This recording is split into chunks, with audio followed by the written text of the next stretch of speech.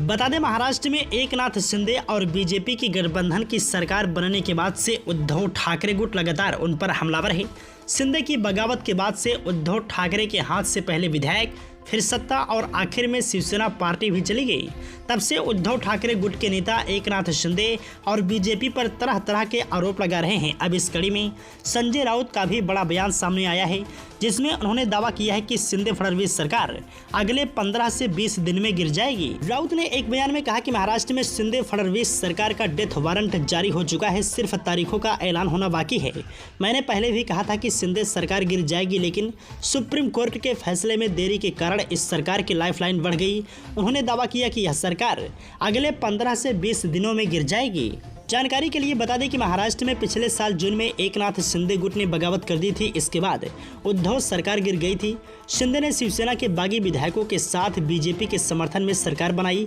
इसके बाद से उद्धव ठाकरे गुट के कई नेता शिंदे गुट में शामिल हो चुके हैं। वहीं लंबी उठापटक के बाद शिवसेना के नाम और पार्टी के सिंबल पर हक को लेकर उद्धव ठाकरे और एकनाथ शिंदे के बीच तनातनी चल रही थी। चुनाव आयोग ने एकनाथ शिंदे गुट को पार्टी का नाम और शिवसेना का प्रतीक तीर कमान भी सौंप दिया था। वहीं आपको बता दें, पिछले साल जून में जब एकनाथ शिंदे ने तख्ता पलट किया तो पार्टी में दो गुट उभर आए।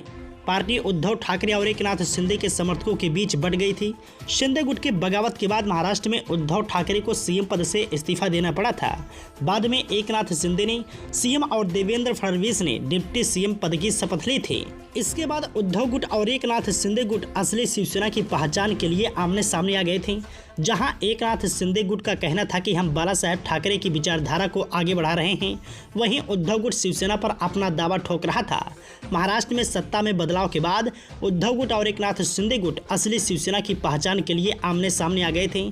जहां एकनाथ शिंदे गुट का कहना था कि हम बाला साहेब ठाकरे की विचारधारा को आगे बढ़ा रहे हैं, वहीं उद्धव गुट शिवसेना पर अपना दावा ठोक रहा था। असली शिवसेना किसकी है? धनुष तीर के निशान पर किसका हक है? संजय राउत के दावे में कितना दम है?